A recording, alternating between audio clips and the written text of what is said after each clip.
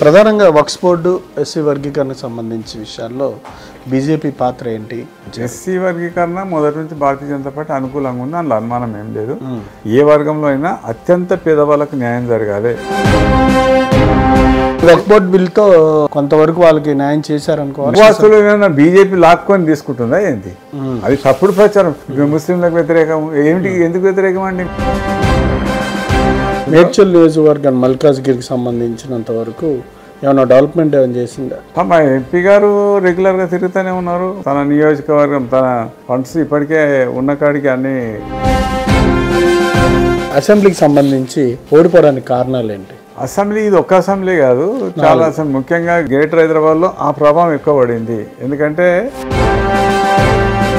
Nominated పదవుల విషయంలో కూడా సరైన న్యాయం చేయట్లేదు. మీరు నామినేటెడ్ పదవి అని అడుగున్నారా? ఎందుకు ఇప్పటి వరకు మీకు నామినేటెడ్ పార్టీ అందరికీ న్యాయం చేయాలని కోరుతున్నాం. ఎందుకనంటే చాలా పోస్టులు ఖాళీగా ఉన్నాయి వాస్తవంగా చెప్పాలి. బీఆర్ఎస్ పార్టీ, బీజేపీ రెండు రేపు అధికారం ఏ పార్టీ చేజిక్కించుకోబోతుంది? తెలంగాణ ఉద్యమం కోసమే పుట్టిన మా పార్టీ అని అన్నారు. ప్రజలు కూడా నమ్మిరు. ఓసారి అవకాశం ఇచ్చిండ్రు, ఆఖరికి రెండోసారి కూడా ఇచ్చారు. రాష్ట్ర ఆర్థిక పరిస్థితి చూస్తేనేమో చాలా ఇబ్బందికరంగా ఉందని సీఎం గారు వ్యాఖ్యానిస్తున్నారు. మీ పనికిరాని పథకాలన్నీ ప్రజల మీద రుద్దితే ఇంకేముంటుంది? అసలు గవర్నమెంట్ వ్యవస్థ అంతా తీసేసి బడ్జెట్ అంతా తలాయిని వంచేస్తే అయిపోతుంది కదా. ఇంక ఇవంతా ఎందుకు? మీరు మీ ప్రాంతానికి చేసిన డెవలప్మెంట్స్ కానీ సాల్వ్ చేసిన ఇష్యూస్ కానీ ఏమైనా ఉన్నాయా మీ రాజకీయ జీవితం? ఇప్పుడు ఈ జాతీయ రహదారి నా కారణంగానే ఆ రోడ్ వచ్చింది, 6 లేను. దాన్ని అడిగిన వాళ్ళు లేరు. కేసీఆర్ గారు అసెంబ్లీకి రాకపోవడాన్ని ఏమంటారు? ప్రజాస్వామ్యంలో ఎవరైనా అధికారంలోకి రావచ్చు. మనం అధికారంలో ప్రతిపక్షంలో కూడా పోవచ్చు. దాన్ని అహంకారం అంటారు. అది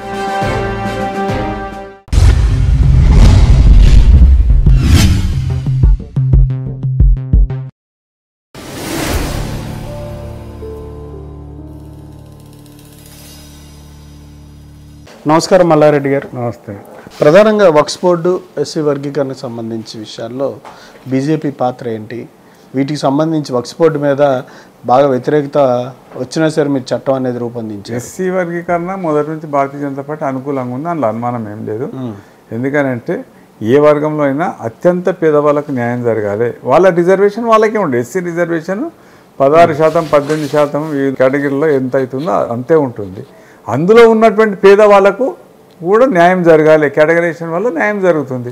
అత్యంత పేద వర్గాల వారు ఎవరైతే ఉంటారో వాళ్ళకు న్యాయం జరుగుతుంది. అందులో ఇప్పటి వరకు కొంత లబ్ధి పొందినటువంటి ఆ వితిన్ ది ఎస్సీ వర్గాల్లో ఉన్నటువంటి ఉపకులాలు కావచ్చు, కొంత బాధ ఉంటుండొచ్చు. కానీ తోటి సోదరులకు కూడా న్యాయం జరగాలనేటువంటి ఒక పెద్ద మనసుతో వాళ్ళు కూడా అంగీకరించాలి. ఈ విషయంలో అన్ని రాజకీయ పార్టీలు కూడా ఇంచుమించు కొంత మొదల్లో గందరగోళం ఉన్నా ఇవాళ అన్ని రాజకీయ పార్టీలు కూడా ఈ విషయంలో ఒక అభిప్రాయానికి వచ్చినాయి, సమర్థించినాయి. కాబట్టి ఎందుకైనా మంచిది ఆ యొక్క సమస్య కొంత పరిష్కారం అయిందని భావిస్తున్నాం.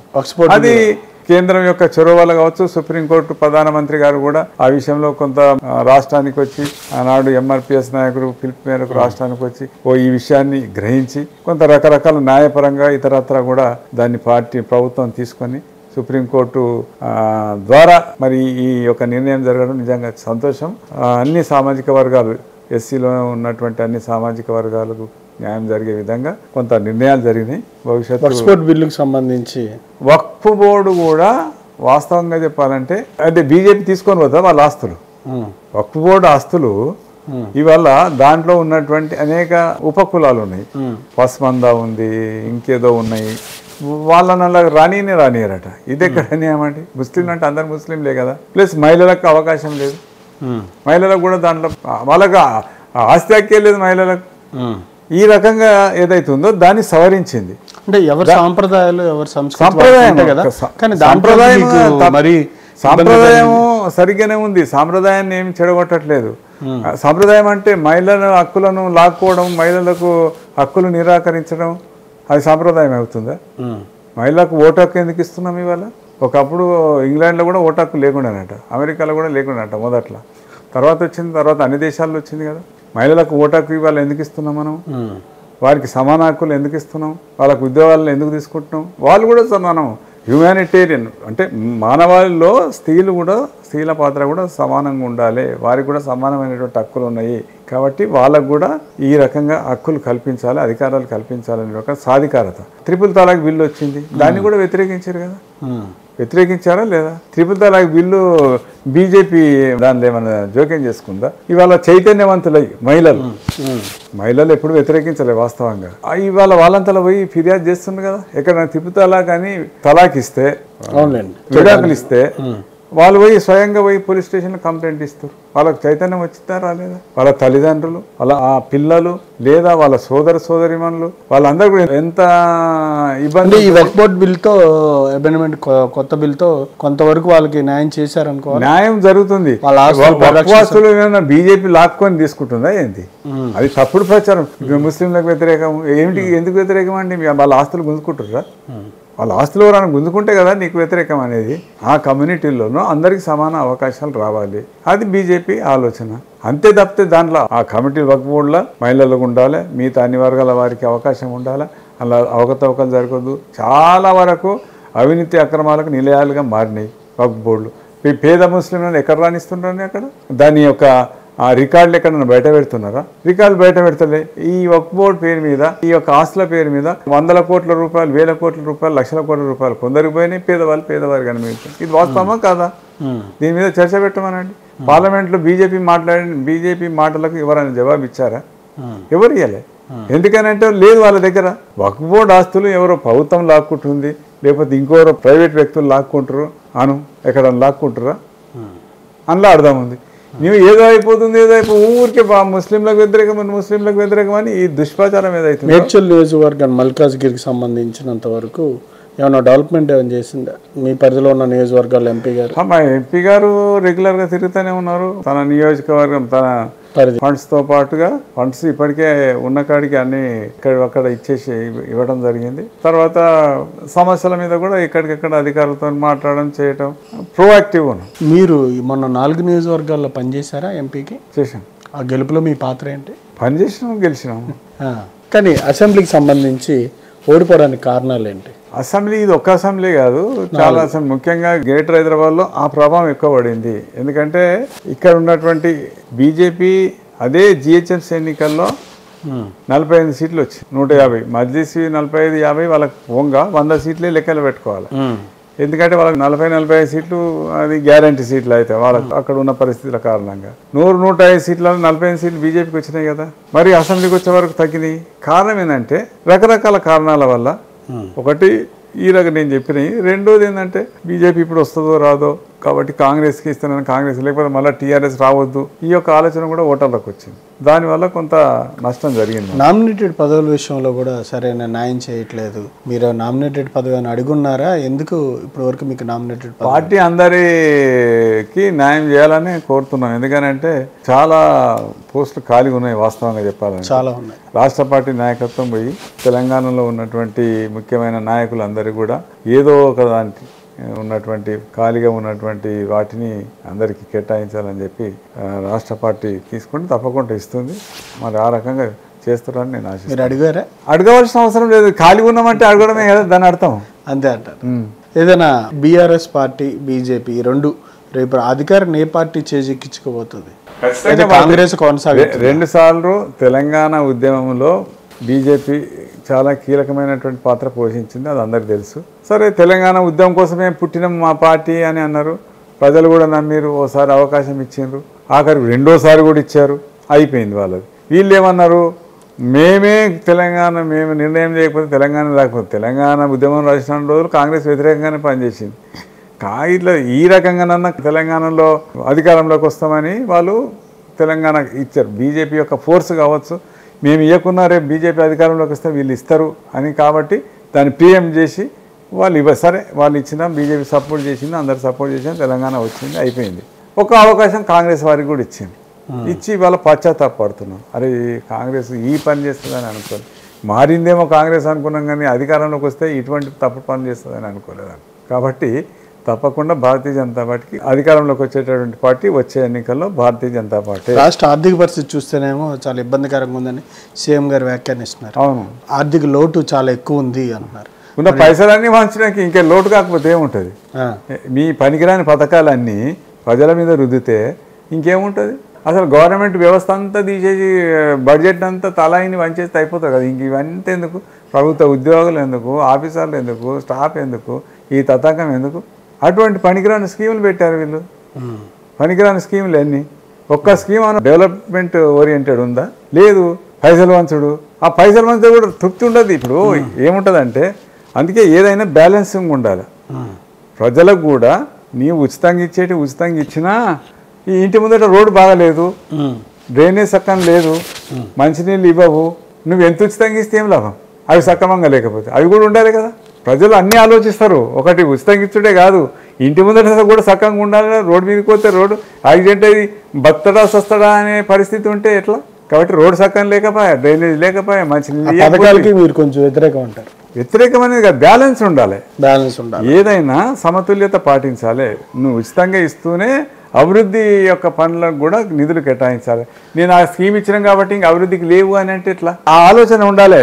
దీనికి వ్యతిరేకం ముచ్చట కాదు. ఇప్పుడు నేను ప్రభుత్వం ఒకరి మీద ఒకరు పోటీపడి అన్ని ఉచితాలని ప్రకటిస్తూ పోతే అసలు ప్రభుత్వ వ్యవస్థ ఎక్కడ నడుస్తుంది? పంచుకుంటూ పోతే ఇంకా ఎక్కడ ఉంటుంది చెప్పండి?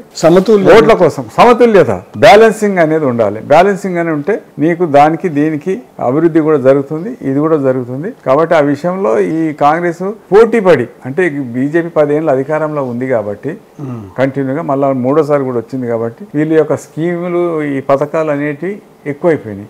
అన్ని ఉచితం ఇస్తానన్నా అధికారంలోకి వస్తామనేటువంటి ఒక దురాశతో ఆ రకంగా చేస్తారు. ఇక్కడున్న పరిస్థితులు ఉచిత పథకాల కంటే ఇతర కారణాల వల్ల ఇక్కడ అధికారంలోకి వచ్చిండ్రు. కానీ నీకు ఇంతకంటే ఎక్కువ ఉచిత పథకాలు అక్కడ కూడా ప్రకటించారు కదా. ఢిల్లీలో ప్రకటించారు, మహారాష్ట్రలో ప్రకటించారు, ఆయన అధికారంలో రాగలే, హర్యానాలో ప్రకటించారు. కాబట్టి ఉచితాలతోనే అధికారంలోకి వస్తాము అని అనుకోవడం కూడా మూర్ఖత్వం.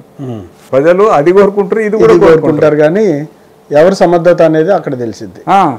సన్న బియ్యం అసలు ఎవరిస్తున్నారు? కేంద్రం ఇస్తుందా? సన్న బియ్యం కేంద్రమే ఇస్తుంది. మరి 5 కిలోలు కేంద్ర ప్రభుత్వం ఇస్తుంది, 1 కిలో రాష్ట్ర ప్రభుత్వం. మీ పాలిత రాష్ట్రాలు ఎందుకు ఇవ్వట్లేదు సన్న బియ్యం? ఒక్కొక్క రాష్ట్రంలో ఒక్కో రకమైనటువంటి పరిస్థితులు ఉంటాయి. ఒక్కొక్క రాష్ట్రంలో ఒక్కో రకమైనటువంటి పరిస్థితుల కారణంగా ఒక స్కీమ్ ఇక్కడ బాగా పనిచేస్తుండొచ్చు, ఇంకో స్కీమ్ ఇంకో దగ్గర పనిచేస్తుండొచ్చు. మన దగ్గర నిజంగా మొన్నటిదాకా ఇచ్చే రేషన్ బియ్యం ప్రజలు చాలామంది వాటిని ఉపయోగించుకుంటలేదు, ఇతరత్ర ఏదో చేస్తున్నారని రకరకాల విషయాలు ఉన్నాయి. కొన్ని చోట్ల కొన్ని రాష్ట్రాల్లో వాటిని తింటారు, కొన్ని రాష్ట్రాల్లో జొన్నలు తింటారు, రొట్టెలు తింటారు. కాబట్టి ఒక్కొక్క ఆహారపు అలవాట్లు ఒక్కో రాష్ట్రంలో ఒక్కో రకంగా ఉంటాయి. కాబట్టి అన్ని రాష్ట్రాలకు ఒకటే రకమైనటువంటి పద్ధతి అనేది కష్టం. మన దేశంలో ఉన్నటువంటి ఆహారపు అలవాట్లు కావచ్చు, లేకపోతే సాంప్రదాయాలు. ఇదైతే మొత్తం కేంద్రం నుంచి 5 కేజీలు అయితే వస్తున్నాయి. 5 కేజీలు. మీరు మీ ప్రాంతానికి చేసిన డెవలప్మెంట్స్ కానీ, సాల్వ్ చేసిన ఇష్యూస్ కానీ ఏమైనా ఉన్నాయా మీ రాజకీయ జీవితం? ఎస్, తప్పకుండా ఉన్నాయి.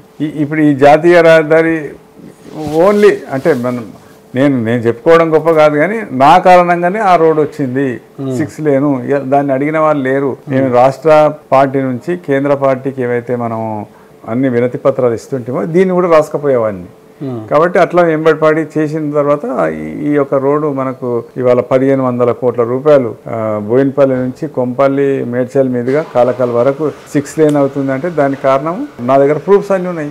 రిప్రజెంటేషన్ ఎప్పుడెప్పుడు ఇచ్చినాము, ఏ రకంగా ఇచ్చినాము, ఏ రకంగా జరిగింది, ఇంకా ఏం చేశారు, ఇంకేమన్నా అదే కాకుండా ఇక్కడ ఉన్నటువంటి సమస్యల మీద పొల్యూషన్ ఉంది, దానికి వ్యతిరేకంగా నిరంతర పోరాటం. కబ్జాలు ఉన్నాయి, కుంటలు, చెరువులు, ప్రభుత్వ భూములు, పార్కులు కబ్జాలు అవుతుంటే నిరంతరంగా మనం ఫిర్యాదు సంబంధిత అధికారులకు ఫిర్యాదు చేయటము, దానికి సంబంధించినటువంటి వాళ్ళకు కాపాడుకుంటాం. రోడ్లు బాగుండయి, రోడ్లకు సంబంధించిన వాటి HMDAలో లేకపోతే మన R&B వాళ్ళకు ఎప్పటికప్పుడు సమస్యల మీద వినతి పత్రాలు ఇవ్వటము, పోరాటం చేయటము, మంచినీళ్ళు, ఈ విధంగా బేసిక్ అమ్యూనిటీస్తో పాటు హౌసింగ్ సంబంధించి కానీ, ప్రభుత్వ స్థలాల విషయంలో కానీ నిరంతర పోరాటం చేస్తూనే ఉన్నాం. ప్రజలకు దాంట్లో తప్పకుండా ఇప్పుడు 60 గజాల ఇండ్లు ఉన్నాయి. గతంలో ఎప్పుడు 60 గజాల ఇండ్లు ఉంటాయా పోతాయా అని బీజేపీ కారణంగానే ఇవాళ 60 గజాల ఇండ్లకు స్థిరత్వం అనేది వచ్చింది. లేకపోతే సూరారం 60 గజాల ఇండ్లు ఎప్పుడూ రావణ కష్టంలాగా ఉండేది. పోలీసు వాళ్ళు, మన రెవెన్యూ వాళ్ళు నోటీస్ ఇచ్చేది, కోర్టు నోటీసులు అనేది వాళ్ళని ఎప్పుడు కాల్ చేయించడానికి అంత గొడవ జరిగేది. అదేవిధంగా మన దగ్గర ఉన్నటువంటి కుత్బుల్లాపూర్లో చాలా ప్రభుత్వ స్థలాలన్నింటినీ కూడా ప్రజలకు చెందే విధంగా బీజేపీ, ఎందుకంటే కాంగ్రెస్ ఆనాడు కబ్జాలు పెడుతుందని చెప్పేసి బీజేపీ గుడిసెలు వేయించి వాళ్ళకి ఇండ్ల పట్టాలు కూడా ఇప్పించినాం. దాని వరకు అది కూడా ఈ రకంగా మనం నిరంతరంగా అనేక సమస్యల మీద నిరంతర పోరాటం చేస్తాము. ఔటర్ రింగ్ రోడ్డు సమస్య మీద, రైతులకు అన్యాయం జరిగింది, వాళ్ళకు న్యాయంగా అంటే ఇంకా ఎక్కువ కంపెన్సేషన్ ఇవ్వాలి అని న్యాయపరంగా ఇవ్వాలి కూడా నేను వేసిన పిల్లు ఇప్పటికి కూడా కోర్టులో ఉన్నది.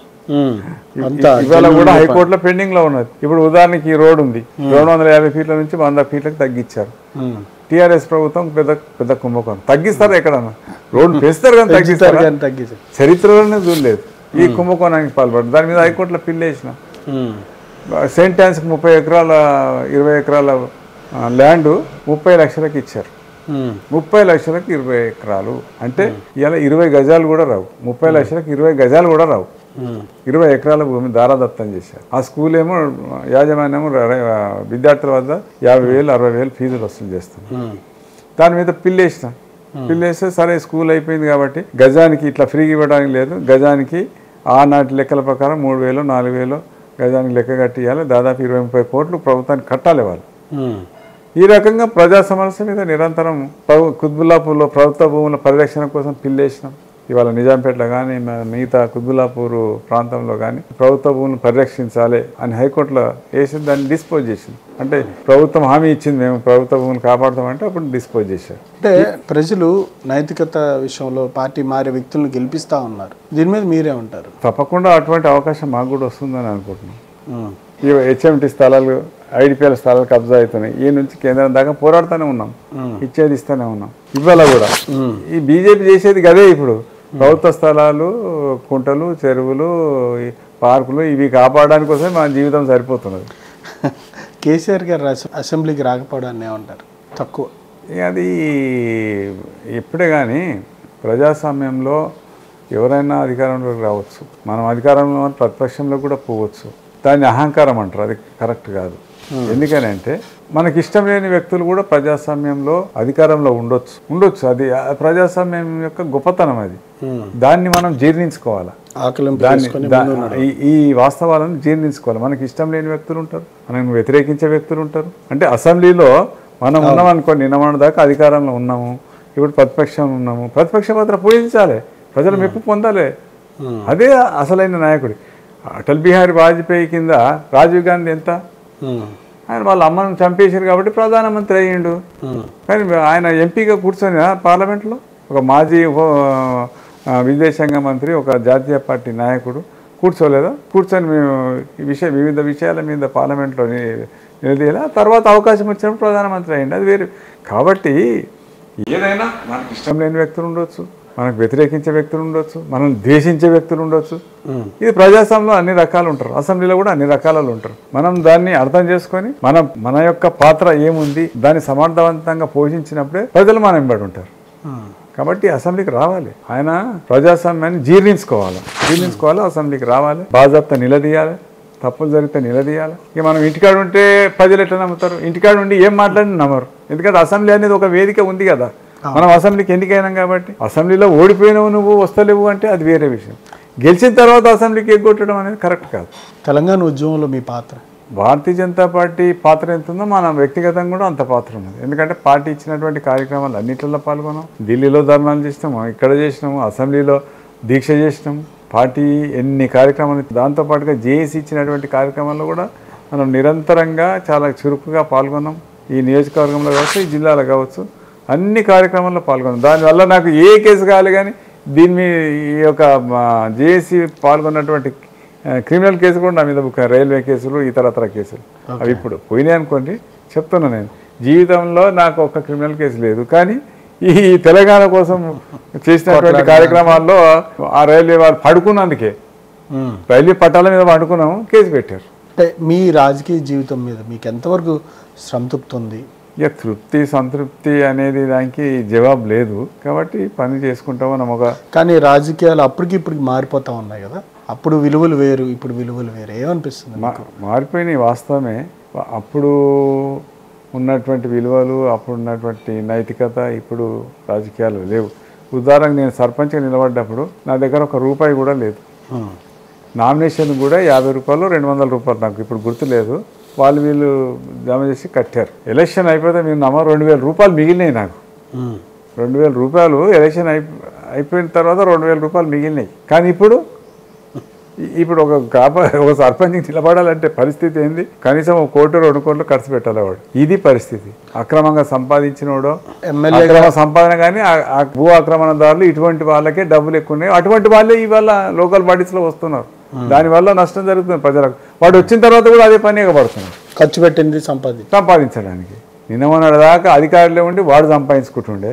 ఇప్పుడు గెలిచిన వాళ్ళు వచ్చి వీళ్ళు సంపాదించారు, వీళ్ళు కలిసి మొత్తం దోపిడీ చేస్తున్నారు ప్రజలను. ఇది జరుగుతుంది వ్యవస్థలో. మీరు మీ అభిమానులకు చెప్పాలనుకునేది ఏంటి ఈ సందర్భంగా? అభిమానులు అనేది ఏముంది, ప్రత్యేకంగా అభిమానులు అనేది ఏం లేదు.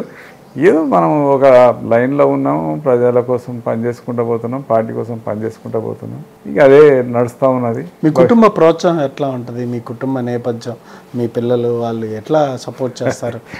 అంటారు కుటుంబం వాస్తవంగా చెప్పాలంటే ఎవరు సపోర్ట్ చేయరు. ఎందుకంటే బీజేపీలో తిరిగితే వచ్చేది ఏమి లేదు కదా, బీజేపీలో తిరిగితే వచ్చేది ఏమి లేదు, వచ్చింది ఏమీ లేదు. నిజంగా చెప్పాలంటే మనం ఇంతకుముందు పేరెంట్స్ ముందంటే ఉన్నప్పుడైతే తప్పించుకొనే పని చేసేది. ఏదో అసలు ఈ కుటుంబమే కాదు, ఊర్లో కూడా అదే, ఇదేం పార్టీ బీజేపీ పార్టీలో ఉన్నాను, వేరే పార్టీలో ఉండాలి కానీ అని కూడా అన్నాను నేను నిలబడ్డప్పుడు, ఎలక్షన్లో నిలబడ్డప్పుడు. కాబట్టి బీజేపీ పార్టీ ద్వారా మనకు వ్యక్తిగతంగా లాభం వచ్చిందని ముచ్చట కాదు. ఒక రాజకీయ సిద్ధాంతం కోసం మనం పనిచేస్తున్నాము. అటల్జీ యొక్క నాయకత్వం, అద్వానీ గారి యొక్క నాయకత్వం, ఆ తర్వాత మోడీ గారు దేశం కోసం వాళ్ళు పనిచేస్తున్నారు. అందులో మనం కూడా కలిసి పనిచేస్తాం, మనం కూడా ఒక కార్యకర్తగా పనిచేస్తున్నాం. అదే ఆలోచన తప్ప వేరే. Thank you sir, thank you very much అండి మీ టైం ఇచ్చినందుకు మల్లారెడ్డి గారు. ఇదండి డాక్టర్ ఎస్ మల్లారెడ్డి గారి ఆలోచన అభిప్రాయాలు. భారతీయ జనతా పార్టీకి 45 సంవత్సరాల నుంచి పార్టీ కోసం ప్రజల సమస్యల మీద, అట్లాగే ప్రభుత్వ భూమిని కాపాడడానికి ఈ నియోజకవర్గాల పరిధిలో ఏదైతే మేడ్చల్ కావచ్చు, ఉమ్మడి రంగారెడ్డి జిల్లా పరిధిలో ప్రభుత్వ భూమిని కాపాడడానికి, ప్రజా సమస్యల మీద, ఇళ్ల పట్టాలకు సంబంధించి ఇళ్ల స్థలాల కోసం నిరంతరం తన పోరాటం కొనసాగుతూనే ఉందని, పదవులు అనేవి కొంతకాలంకి వస్తే పోతా ఉంటే కానీ ప్రజల్లో ఉన్న స్థానాన్ని సుస్థిర స్థానంగా ఏర్పరచుకోవడానికి నాకంటూ కొంతమంది అభిమానుల్ని, అట్లాగే ప్రజా సమస్యలు పరిష్కరించాననే ఆనందం తనకుందని, భాజపా ఖచ్చితంగా ప్రజల యొక్క అభివృద్ధిని అలాగే సంక్షేమాన్ని కాంక్షించే ప్రభుత్వంగా వాళ్ళ కేంద్రంలో మూడోసారి తన పనితీరుని మెరుగుపరుచుకుంటూ ముందుకు వెళ్తుందని సందర్భంగా ఆయన తెలియజేశారు. Thank you sir.